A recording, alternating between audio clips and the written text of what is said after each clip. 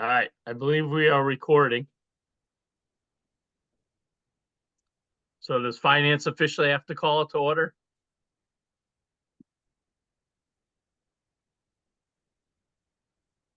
I don't know. Okay. I'm not the protocol Who's chairman. most experienced, Christina or Rita? What's Yeah, I the think Christina's process? there. I Let's I call the meeting. officially, Kristen, you guys There to you go. start. Yeah, All right. commence. All right, the Russ is on, AC Kimes is on also for, he can answer any volunteer questions that I can't. And I don't know if we could talk emergency management, but he's offering, if there's any questions towards emergency management, you can ask those questions also. I'm going to share the screen. I got 9 slides that I could quickly go through, and you could ask me about the numbers and so on.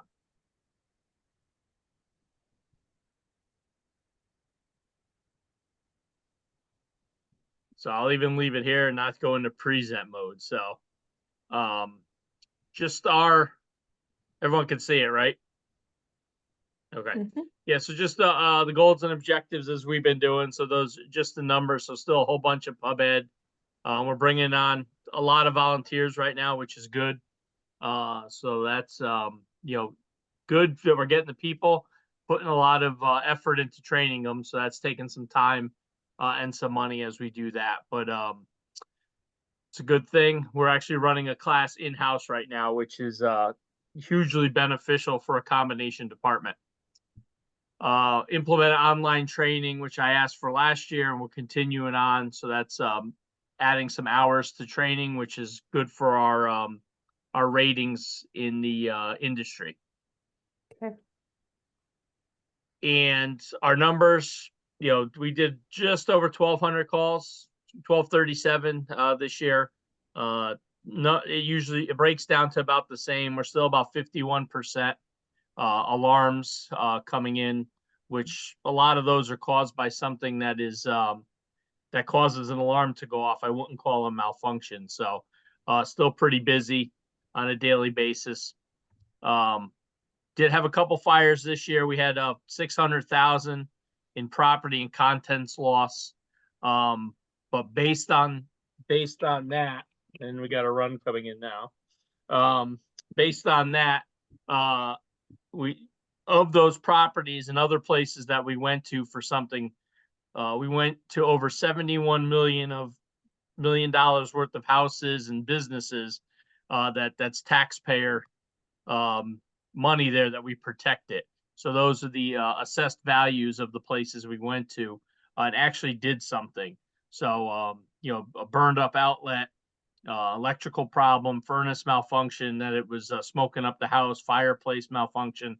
So that was probably about 10% of our calls that we physically did something that 71 million accounts for.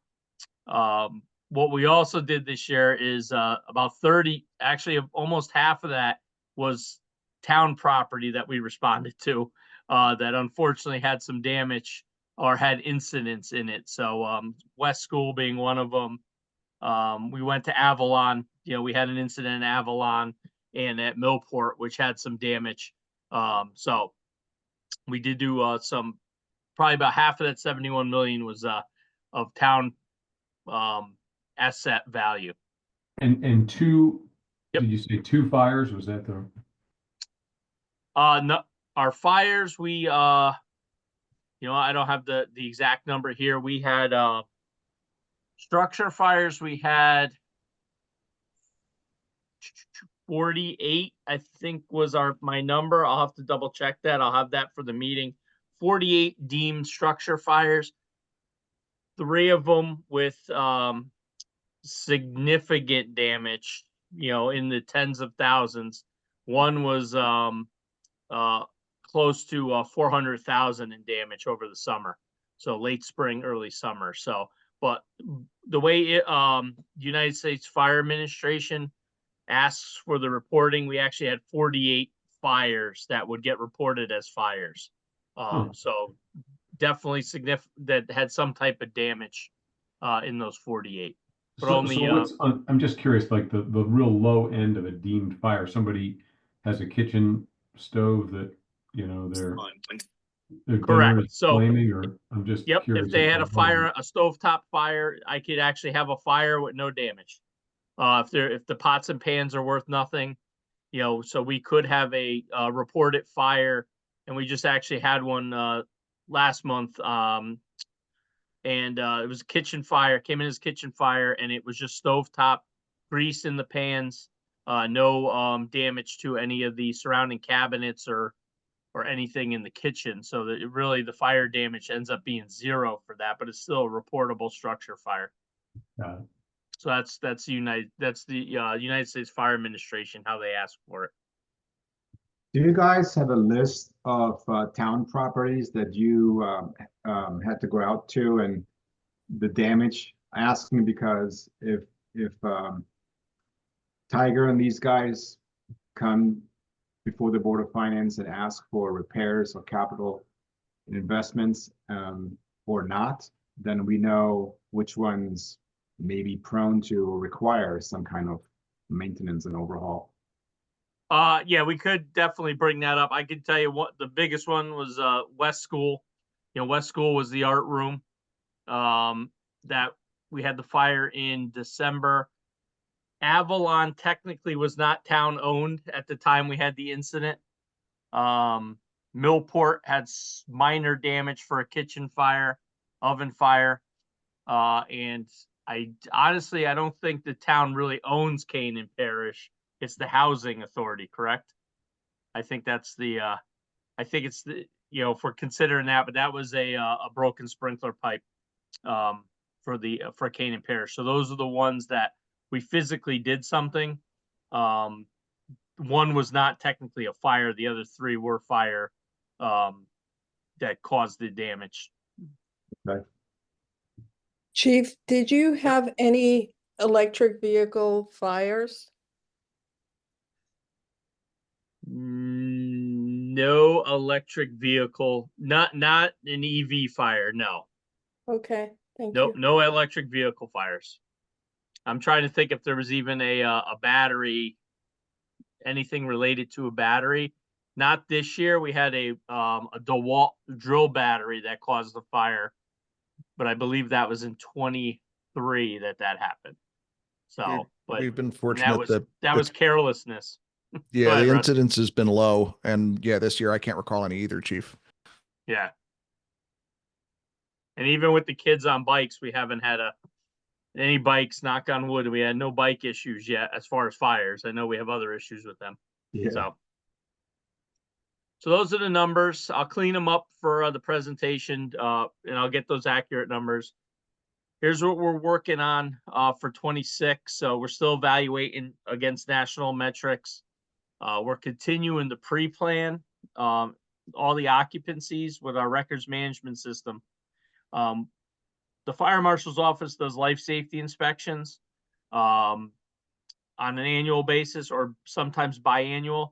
The line firefighters are supposed to be in the buildings on an annual basis to do what we call pre-planning, pre-fire planning.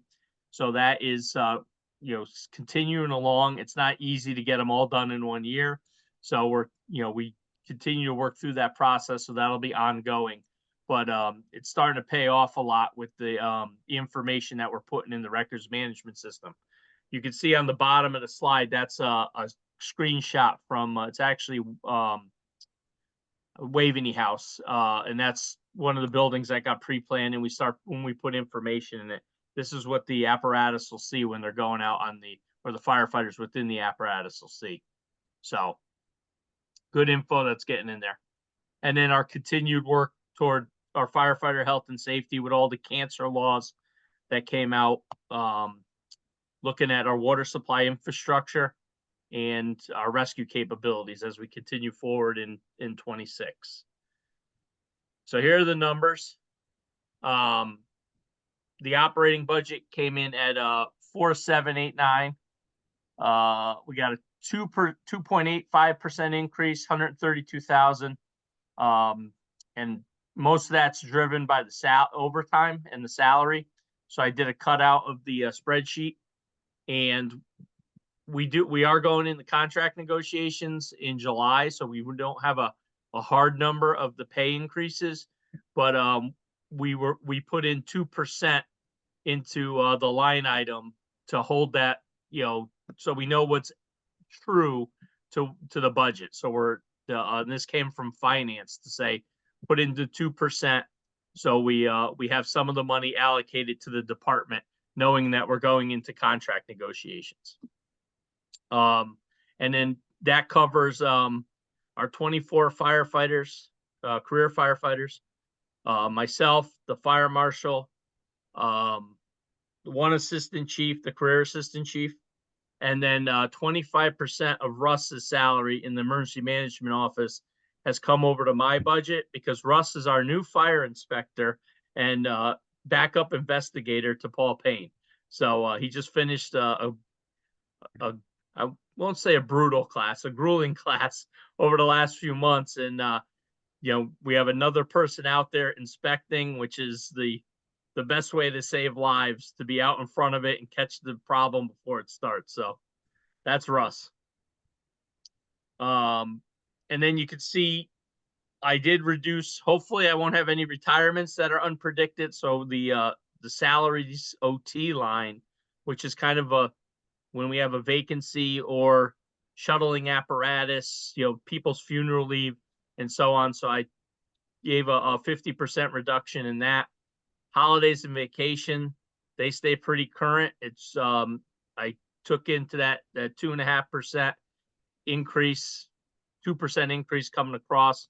And there was an increase of people's vacation days and so on. That's why it's a little more than what the raise would be, because people are getting additional time that they have to use. So that was that increase. Sick time gave a reduction there based on that one's based on averages. So the last few years, the sick time has been down. So we're able to take a little off of that number. And injuries was a placeholder since I've been here.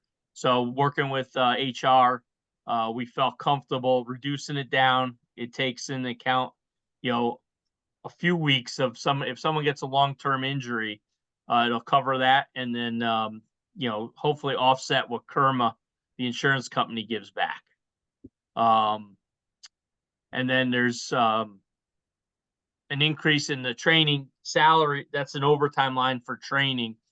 We have some classes we need to catch up on that we have to bring people in for it. So between the people using their allotted training time, and which is about 1/3 of that, and then the classes that we have to bring people in for and keep them off the line so they won't be able to respond to calls, brought it up a little bit this year. So those are the major drivers as far as the overtime and Was the it salaries. last year? I have a question. Last year, did we added an assistant chief last year? Is that right? Correct. Got it. How's Yep, that so working? How's that working out? It didn't start yet. We gave a couple offers, and people got cold feet and decided to stay at their current jobs, decided not to take the offer. And we have a person now that we just offered that's close enough and that's in a good position, and they'll be starting in the spring. So that's where we are with that. We didn't feel it was worth, with a good candidate available, we didn't feel it was worth going out to retest and spend the money on the testing process and delay the process any further. So is that why one of the slides showed, maybe it was in the other deck, that we actually spent a little less than we budgeted in salaries? I imagine that's the reason. For the current year, yeah, we're going to be below. Our full-time salaries will probably be below this year. There's two reasons. One, the assistant chief hasn't gotten paid yet because he didn't start. And right now, up until December, 5 months, we were running a vacancy. So it wasn't coming out of the full-time line. It was coming out of the salaries OT line. So if you look at my current spending, my salaries OT line is probably up in the 60,000 range for the covering the vacancy, because how we have to account for it in the staffing system and for HR payroll to pay it. So Got it. it's basically, I would assume, a transfer down the road, but that's up to finance on how they would do that. All right, so that's any other questions on the major drivers there as far as the overtime? That's my biggest that's like 90% of my budget, probably a little more of that. The other drivers, and some of it looks bad on the spreadsheet from the budget director. We did increase the apparatus line for apparatus repairs, and he asked me to consolidate a few lines. So that's why percentages look pretty high, but we closed a lot of smaller lines to put them all into one. So that the consolidation there from uniforms, emergency equipment repair got moved into one, and then meals and events. So there was lines like volunteer recruitment retention. We had a separate line for dry cleaning that went into uniforms. Volunteer recruitment retention went into meals. Some of it went into personal protective clothing. So it kind of got spread out. So the percentages look high, but the numbers, they really went up only a couple $100, maybe $1,000 in each line. But the it changed the percentages of each one. And a lot of this is the physicals, uniforms, those stayed pretty same as last year, but those are all contractual numbers that we need to have in there for what each person's going to spend. So that's pretty much what I have for the operating, unless you want any more detail, either tonight or even for the presentation on the 25th. Chief, what you don't have on here, I saw you have a couple of reductions, big percentage. One was fuel and propane. You guys feel comfortable enough to reduce it by 67% versus 25 actuals? Honestly, I'm going to turf that one to fuel and propane is for the building, and that's building management. Bill Osman gives me those numbers. So we switched over to gas this year, so I'm sure he's pretty confident on reducing that number down, because we went from fuel oil to city gas, street gas now. That's heat in the building. Yeah, gas is supposed to go up like 30%. So that's interesting. Yeah, exactly. Yeah, but we're using so much less now.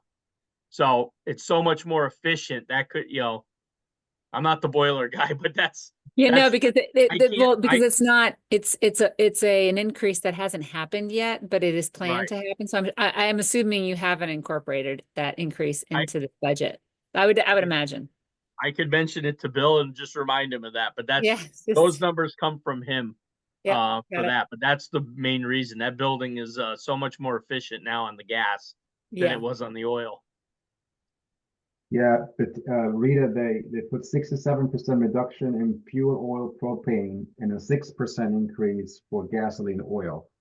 So it's not offset. Yeah, I mean, it's just a point to consider. Yeah, and the last one from me, Chief, is the you put in a 50% reduction in promotional testing.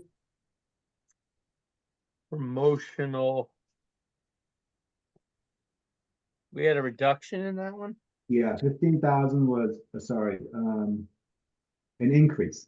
Oh, we have, based on the two retirements coming up, or the one retirement, which is a captain, it's going to generate 2 tests. So a lieutenant's test and a captain's test. So that's going to be multiple days. So it's, last time we only had the assistant chief's test. The year before that was just the lieutenant's test. So this time it's going to take 2 tests to get those promoted positions done. So that's why that one has increased. Okay, thank you. And I'm sorry, I may have missed this, but I thought the negotiations, like the salary negotiations, haven't been completed yet, right? They have not. Okay, so we don't know what that We don't We know do what those not. numbers So- are. Yes, you're absolutely right. And when I presented to the Board of Selectmen, there was no increase on that. And this was a BOS suggestion to be transparent with it and put it in our lines versus the whatever they did before in a contingency. So I think that's the change this year coming into from I guess our presentations last month. That's the excuse. That is, I don't want to use the word excuse. That's the direction I was given because Yeah. I picked, when I reviewed this before coming on this week, I was looking at that and I'm like, I got an increase somewhere. So, and that's where it is. They put the 2% just as a placeholder As for a the placeholder. potential increases. Okay. But you have but you don't have any kind of idea on what it would be. Not- It's just sort of placeholder. It's just 2%. Just 2% placeholder. We haven't even started yet. We're not, the HR's assuming spring we'll be starting with the actual negotiations probably after the budgets are done.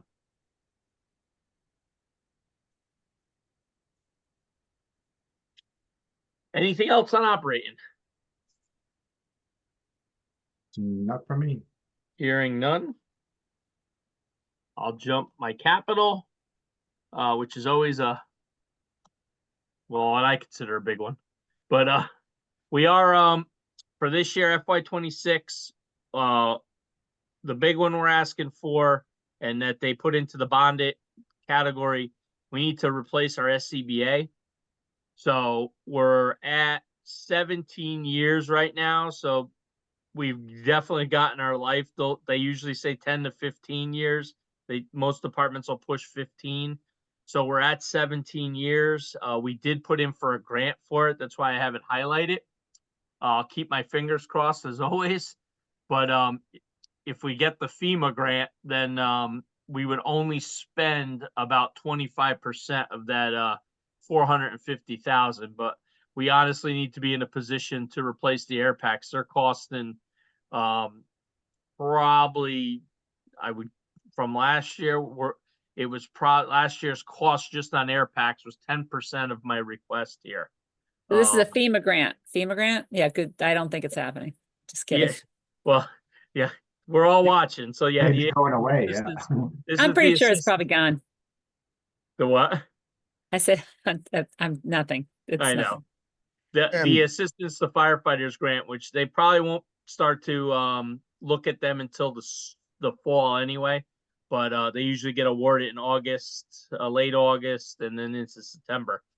But keeping the fingers crossed again, if we get it, we have a 10% match, and then with stuff that additions that the grant does not cover, I'm expecting, like I said, to spend about 100 to probably 25% of that 450,000. So that would be the max out of that. But right now, again, got to ask for it just because of the cost of the repairs that we're getting on the packs on an annual basis.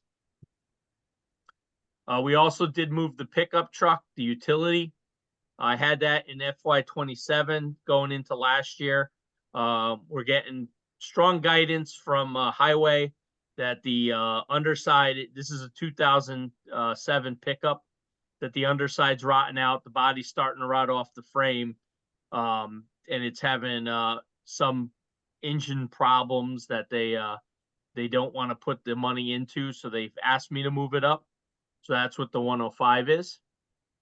That would be a pickup truck with, we're doing a little something different, utility body with a lift gate, which also helps reducing any injuries, putting stuff in the back of it.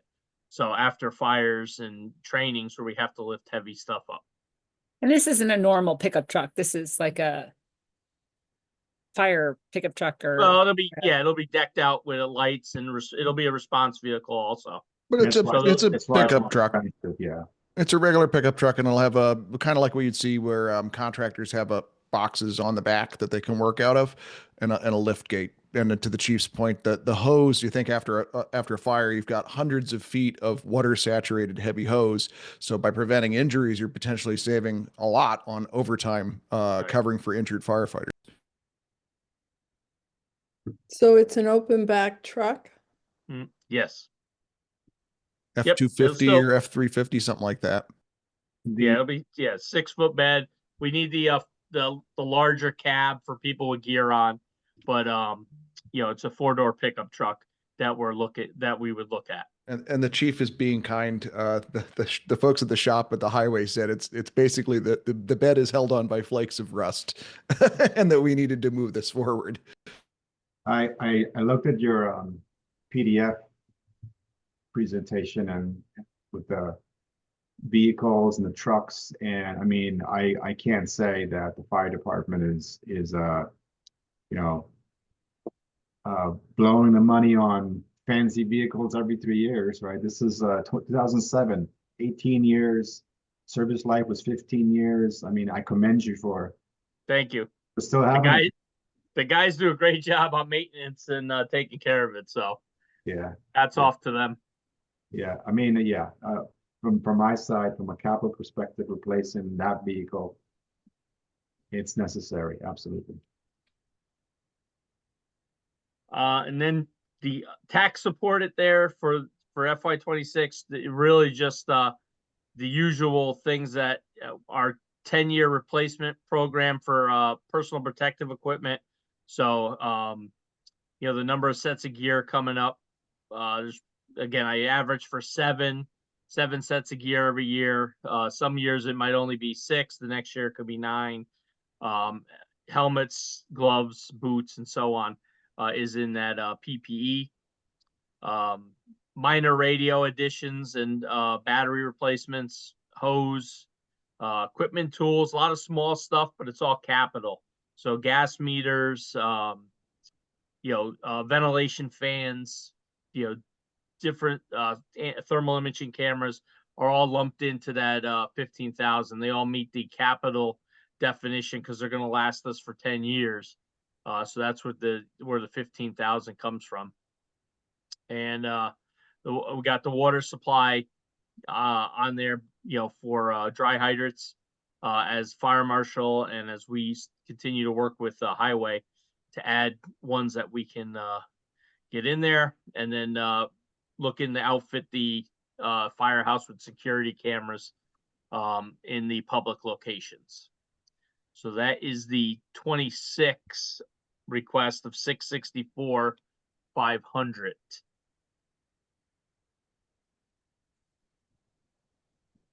Any other questions on the capital for this year? And the last slide is my our 5-year projection for what major things coming up. Probably the biggest ones are that we're looking at the ladder and our tanker apparatus, starting to look at what the plan's going to be for those coming up at the year 30. Well, actually it's year 25 and 20 for the tanker. We actually have a consultant coming in this year from the manufacturer to look at that, to give us the best guidance on where we need to, if we're replacing or if we're refurbishing. So more to come on that. It's just a placeholder for now. And then our rescue tools is another big one in the next couple of years.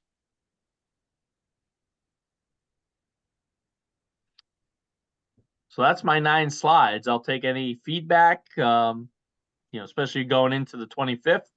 If there's anything you want to look closer at as far as the numbers, throw it out there. I'm good. I just had one question that maybe I just didn't understand. The back to the operating budget slide, the fiscal 26, right there. Whoops. Or the overtime right one. there. And then so you see, you got the headline number. Oh, never mind. I got it. Never mind. The one I sent you, Yeah. my commissioner was proofreading it and saw I changed this slide and I didn't change the next one. So if that's maybe one thing you were looking at. Yeah. So I changed the Yeah. percentage and the increase after Yeah, it was two finance. different, it was two different percentages yet the same. I couldn't, all right. Yeah, All good. so when I changed it for the 2% that finance gave us that guidance, I didn't change slide 2 on that. And Jack picked that up and called me this afternoon, and I made the switch after I had already emailed it out. All right. Perfect. Nothing escapes. The only other thing I was gonna say is just the, to the long-term capital, number where you had the out years, Mm-hmm. the back-to-back, 1,000,005 and 1,250,000. I mean, that obviously is probably when they're coming up, but that's gonna be a lot to swallow back-to-back years. I mean, so ladder truck and you said a tanker truck is Yeah. one more likely to last longer than the other? I mean, it's just two big numbers. I know it's in the out years and we're not there, so. Yeah, if we go by years, these are probably 20. I think my Jack Hennessy had them in as a 25-year life expectancy. I think they could get that nowadays. The rigs are getting about 30 years out of them. The reason these were back to back is I wanted them last year both on to at least be shown on the 5-year plan. Got But they're both at ladders at 25 there, and the tankers at 21 for 2028. But what's really going to dictate this is truly having that consultant coming in the spring and get underneath them and really look at what's our best direction. It's not only the condition of the apparatus, because right now the tanker's probably in worse condition because we had a water leak years back that is kind of hurting the frame underneath. So the tanker on the over the road is in worse condition than the ladder truck. But we want the expert to come in and look at that to see where we are if there's a refurb issue. What I'm really worried about, and I'll throw it out there, there might not be a fire truck that fits in our bay Right. if we go to replace. So that's another issue. The market right now and the motors, and they're driving the size of these things too big, which drives an issue with us backing into our apparatus base. So that's why I want to be out ahead of it and not have a, again, for the consultant, the numbers could get moved once we know that what we're doing with them might give us a little more guidance. Right. So, Yeah, 'cause if you have to custom order or something for the size, then you really right. have to be And way ahead of I've it. heard numbers of refurbishments coming in at $500,000 to $750,000. So you could take, that ladder truck might go split in half, as far as if we're refurbing it. So that's good news on the horizon. If they say, hey, this thing's in really good shape, let's keep everything the same. Let's just, rework some things and keep the same size. Everything else stays the same. It's a home run for the next, 20 years probably after a refurbishment. So, we can in theory get 50 years out of this truck with a refurb. Good. Chief, on the PDF, engine 2 and ladder 3, which one corresponds to those numbers? Ladder 3 is the 2027-28. That would have been the ladder truck at the time I put this in, and the 29, the 28 and 29 would be tanker 8. Would be the replacement. Engine 2 went out for bid, so we're actually in the build process for replacing engine 2 right now. So that won't be in until next year. So ladder 3, 1.5, and the 1.25 was which one again? The 1.25 is tanker 8. Tanker 8. Yep. Got it. That, and unfortunately that one we might have to move that one up just because of the rot on the frame underneath from a water leak.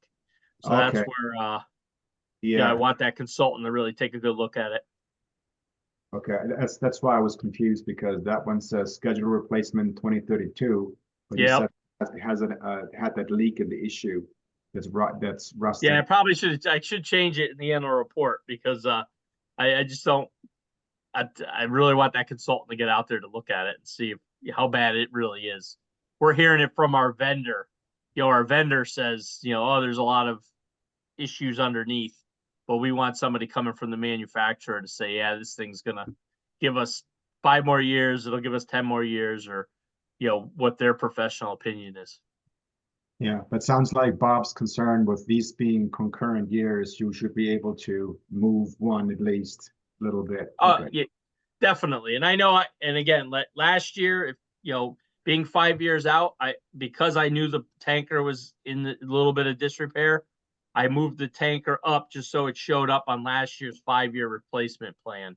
That's the only reason I did that, because that normally was out there at 31 and 32. So somewhere in that nature. So I just moved it up so we start to see it on the plan. Kind of gives me guidance to keep doing what I'm doing to get them checked out. Yeah. Okay. And I didn't want to scare you. Those numbers are a lot higher now for new ones. It's amazing the cost of apparatus, how much they're going up. Do we ever buy, I know it's got to be custom and all that, but do we ever buy used stuff? No, not really. One of the problems is there's not much used on the market that's going to fit in our firehouse, but used stuff doesn't meet the most current standards. So that's very difficult to sell when you're selling safety, to say, I'm going to buy something that's older and it doesn't meet the current standard. So that's a little more difficult to do that. There was a truck in Richfield, and it had all the dimensions of ours, but mechanics were saying, yeah, you want to stay away from that one. So that was, it looked tempting to jump on it because it was the same color, same size, same everything. But they're like, yeah, they're having problems with the motor. For these reasons, you definitely don't want to even look at it. So people don't sell them just to, to get rid of them. Usually the real small rural departments are the ones buying them for pretty dirt cheap.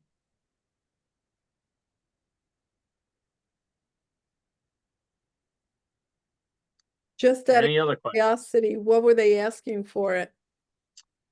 It was a bid. I forgot what the bid opened at. It was in the mid 100,000s though. It wasn't as cheap as, it wasn't like going for 100,000. It was still in the 400,000 or 500,000 range for a it was less than 10 years old. It was like a 2014 or 15. So it was right around 10 years old, and they still were asking quite a bunch for it, but it would have been one of those things that kept going back for engine work and everything else. So not a huge savings, to buy that used one. And again, it's like you're bringing in a new piece that doesn't have the same safety stuff. It's hard enough to keep up with the ones we have, keeping the safety stuff in place, and trying to sell that, having that safety stuff and the importance of it. Yeah, it just makes me wonder, some communities that don't have the resources that we have, what do they do? I don't even, this is expensive. Yeah, I know. They'll buy an old fire truck. Like I'm assuming we're not trading in our current engine too, so it'll probably go on gov deals, with the guidance of one of our vendors to see how much we put it on there for and see if there's anything out there.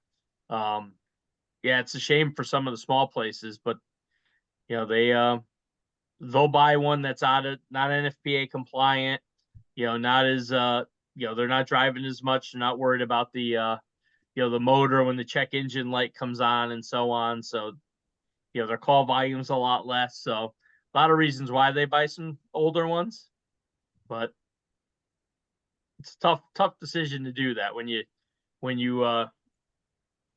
look at it, keeping it for 30 years, like Nick said, keeping them in pretty good shape. We're getting a lot out of the ones we're buying for new.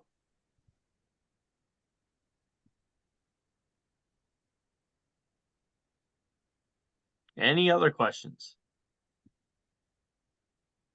Good with me. Thank you. Thank you. Good.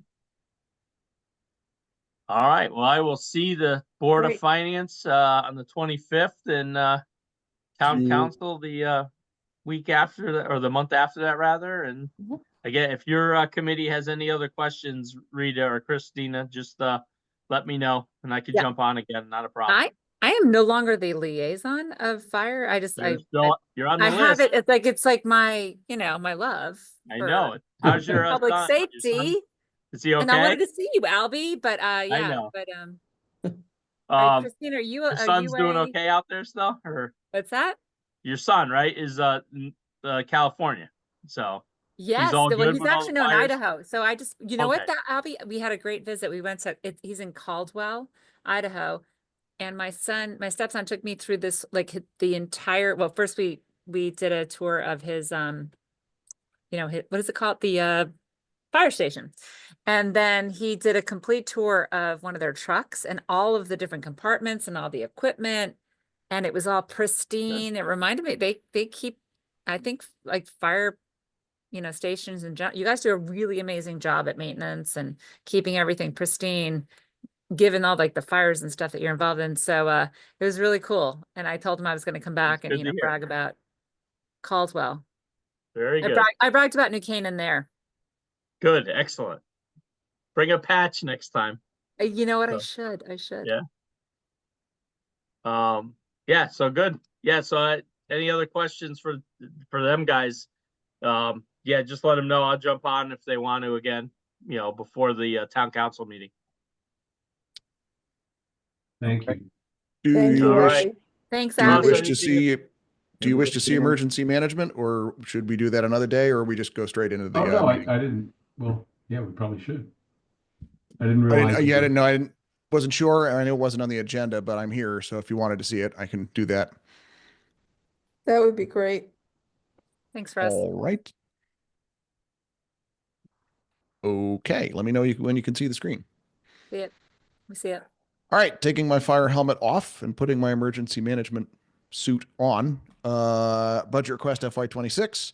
I think you are well aware of our mission, coordinating town-wide response and acting as the first selectman's primary point of contact for not only disaster planning, but mitigation, response, and recovery.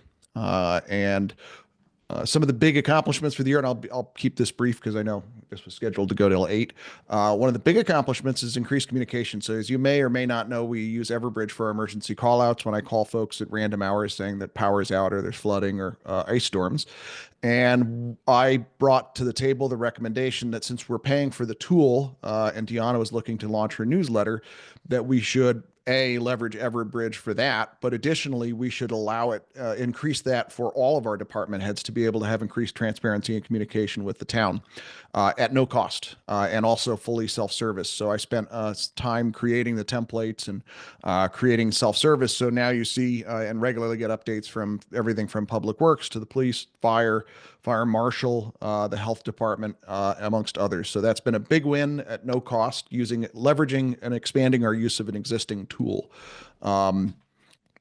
Significant events over the past year. Obviously, we had the flooding, the presidential declared disaster, which I've been working the last, as poor Albie knows, because I think I call him 3 times a day, furiously to get the FEMA grant for recovery for us for our damages, such as the Valley Road and Turner Hill, which washed away. The planning and preparation and then execution with the presidential election. There was a lot of stuff we did behind the scene in partnership with the town clerk as well as the registrars, providing not only we did a tabletop exercise discussion, but we also partnered with the state and federal agencies. And also I worked out communications in the day of, made sure that each of those sites had redundant communication outside of cellular or telephone. We got them regional radios. We had obviously the drought in October. We had 911 issues. We had the earthquake, which surprised everyone, as well as various heat waves and extreme wind events. I have led or have partnered with others to lead for our town training in school reunification, which is, heaven forbid, you have an unscheduled basically have to do a relocation of a school, be it an active threat or whatever it might be, a hazardous materials incident or whatever, and you have to evacuate the school, then reunify them with their families at a different location. Over this year, I have worked to get a private-public partnership amongst all of the private and public schools, as well as a nonprofit facility in town, to be a site for reunification. And then I worked to lead training in partnership with an outside expert for our public and private schools, as well as the SROs with PD. So that was a huge accomplishment that we got that, and all the equipment is we went through all the equipment and now have it staged at that site. We held active shooter hostile event tactical emergency casualty care. So as you may remember, we bought body armor for fire and EMS. Unfortunately, this is the world that we live in. And this training that we brought in at no cost using regional FEMA funds, as I'm a member of the Fairfield County or the Region 1 regional emergency planning team, leveraging those dollars to hold this course for our police, fire, and EMS. And it also had participants from state police as well as some federal agencies. I've been certified this year as an instructor for the National Emergency Management Academy. As the chief alluded to, I completed fire investigator, and actually I need to update this. I also completed fire code inspector, which was a 5-month course, so that I will be helping out in the fire marshal's office, as expanding my role within town. We had the governor's emergency planning, which was a giant exercise, including about 20 or so folks from New Canaan, which was around elections. We held, and Albie and I led, a mass casualty incident drill where it was a mock train derailment, which we had in partnership with Metro North, specifically around practicing incident command at a very big level, big incident for our fire captains and some of our police officers, in particular those on the communications team, because communications is generally the first thing to fail, as we see after 9/11 and other major incidents. And then I brought in the state of Connecticut DPW or DOT to teach traffic incident management safety for police, fire, EMS, CERT, and the public works. The most dangerous environment we operate on is roads and highways, not just the highways, but roads as well.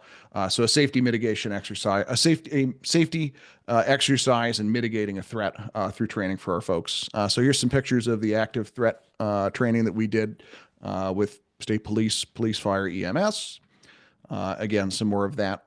Those two courses, it was run over a period of 2 days so that our volunteers could participate on Sunday, and then a lot of our career staff came on Monday. New Canaan alerts and a lot of marketing to increase public awareness and engagement to get people to sign up. And I will proud to say that we've got about 2,000 signups, which out of 7,000 households is pretty good. I think you'd be really hard pressed to find another municipality where you have that level of engagement from the population, that they themselves created an account through our marketing and awareness that they want that information. This is the governor's tabletop exercise for the elections. Here you see some of our registrars, our health department. We had representatives from the hazmat team, because obviously there's a big concern at the time around white powder scare or white powder incident in any of the polling locations. Here is the hazmat correction. This is the mass casualty incident training that we did with Metro North, and that gentleman there is the Metro North Fire Chief. So with that said, the operating request, as the chief alluded to, a big part of it is that part of my salary will now be coming out of the fire department, because I will be working in addition over there as a fire inspector. However, as you can see, pretty much every other line is also down year over year. I don't know if I want to go into any specific details, but it remains basically exactly as it was before. Service contracts covers our Everbridge subscription, as well as our participation in the regional UASI radio system, which we leveraged for the elections. We've leveraged when we had a fire at the police department and our public safety radio system went down. So it's been great for us to be able to leverage that. And every town across the region, 11 municipalities, all pay their fair share of it. And that's predominantly what comes under service contracts.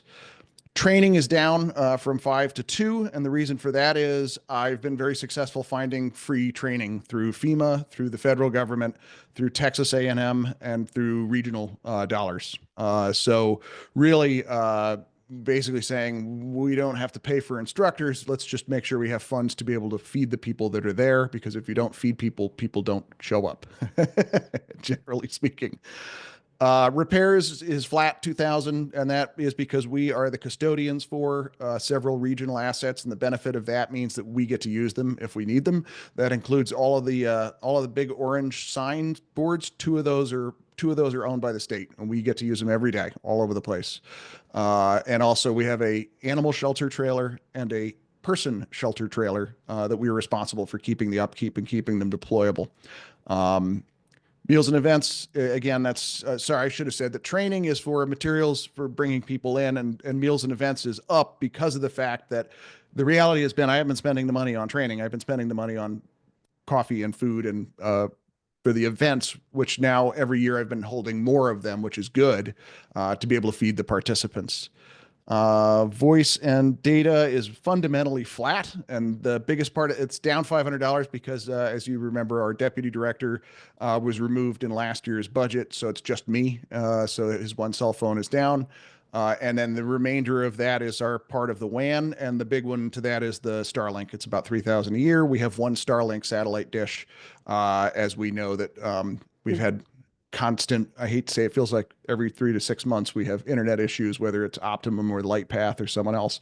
And if we were to have a major catastrophe, a hurricane or something like that, that dish will allow us to be able to run the emergency operations center and get all of our department heads and first responders to be able to work with the outside world, regardless of what happens. And it's been very beneficial for that. Uniforms and equipment is down 2,000. The reason is that the CERT team has said that they're good this year, and in the spirit of trying to make sure that year over year we're incredibly reasonable with our budget requests, we reduced that line. So the only thing that'll be is probably going to buy some ANSI reflective vests for the CERT team is the expectation there. And then equipment emergency is I was planning to buy MREs with the funds from this year because I was asked to bring this one down. We have purchased computers to replace the computers in the emergency operations center this year. And so this $4,000 is basically to buy, I'm hoping to find something cheaper than MREs as I was unable to do it this year, so that at least we have enough food to feed 50 or 60 people if we have to stand up a shelter for a day or two until I can get food from somewhere else. Given the assumption that if we have a hurricane or a flood or something like that, Acme and any of the stores in town are going to be completely overrun and they're not going to have anything. So I want to make sure we have at least enough to keep our own shelter, which, as you may remember, we have signed, and it's great, a partnership with the YMCA to serve as our shelter. So we just need to be able to have something available. And I continue to research how maybe we can leverage working with the public schools, because they have the high school, they have the cafeteria there. The problem is the assumption is with a major incident like that, the cooks and everyone wouldn't be able to get in to do their jobs. So having something that's canned or available is really the way to go. So I'll pause on operating.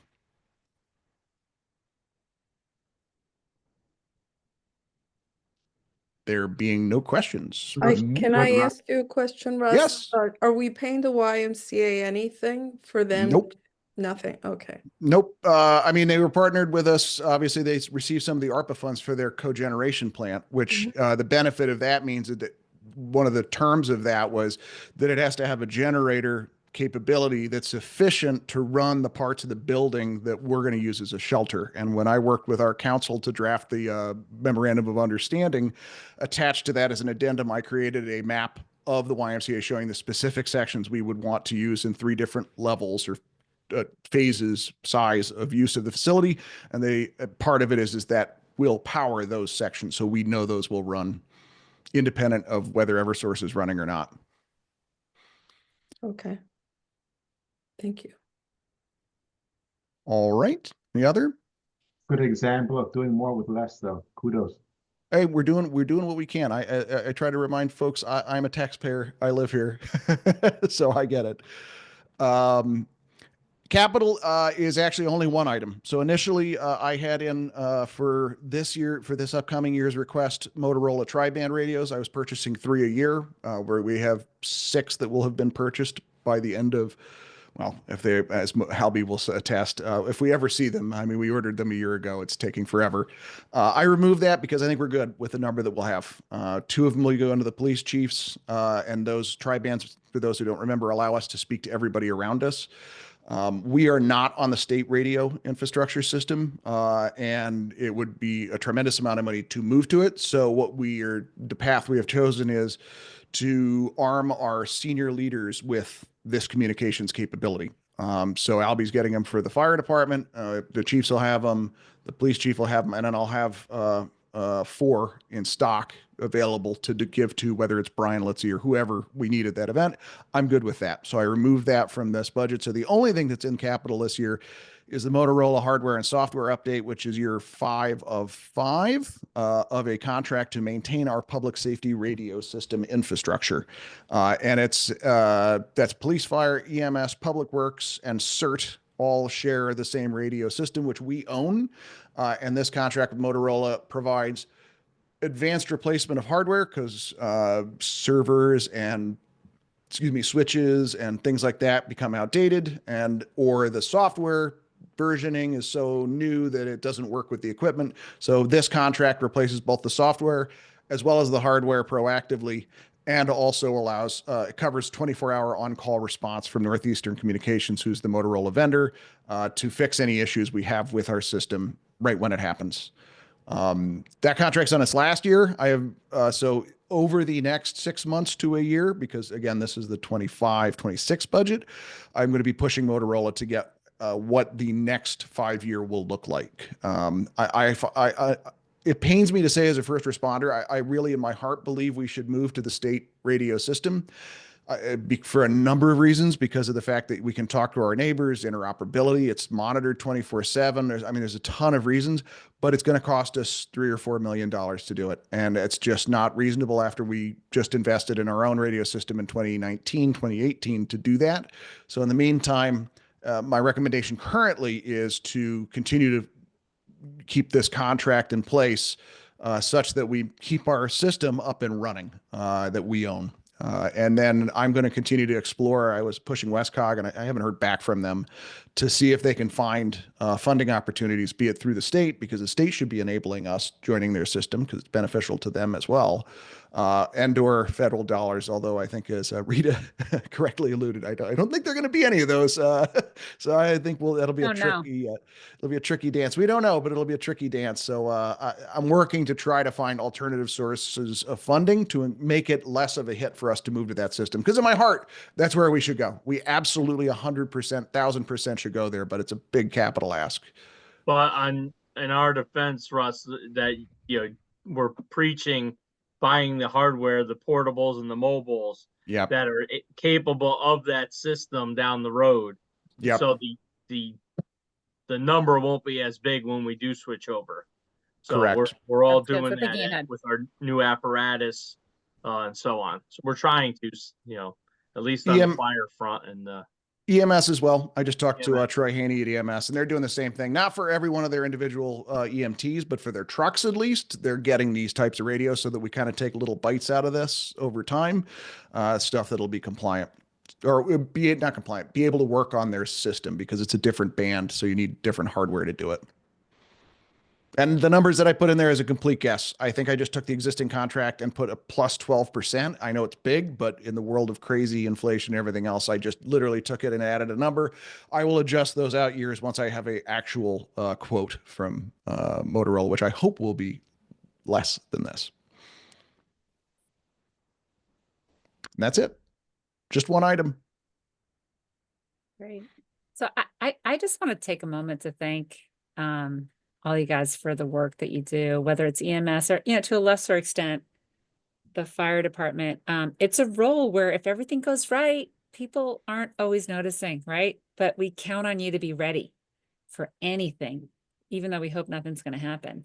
The fact that you're, you have to be prepared. It's an invaluable service to the community, and it's sometimes hard to rationalize, but it's so important. We have to be ready for anything. And so I just really appreciate the time that you guys have put into this, and especially on the EMS side, because again, that's like, well, we don't know what like crazy thing might happen. So being prepared is super important, and then just really appreciate what you all do. I appreciate it. And from the EM, the emergency management side, I would only be successful in this role by the fact that I've got Chief Bassett, Chief DeFederico, the people that we have, because they're forward looking, they're progressive in their way of looking at the fact that the old world of everyone was in their own domain. Fire did fire things and police did police things, and nobody talked to anybody else. That's not the world that we live in, and that's not the way to manage incidents, and that's not the way New Canaan works. And we're really fortunate like that. I echo what Rita just said, and I just want to add that we seldom get the opportunity to thank you guys for all you do. So thank you. Same Thank you for so me. much. Stop by And the- anytime. Coffee's always on.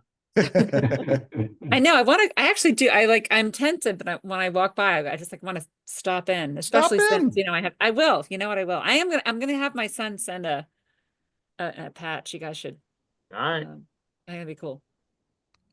Well, FaceTime. Sounds good.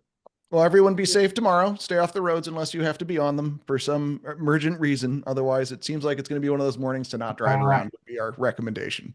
Tucker sent the email already that the expectation is to be in person in town hall for the Board of Finance meeting tomorrow. That's a nice one.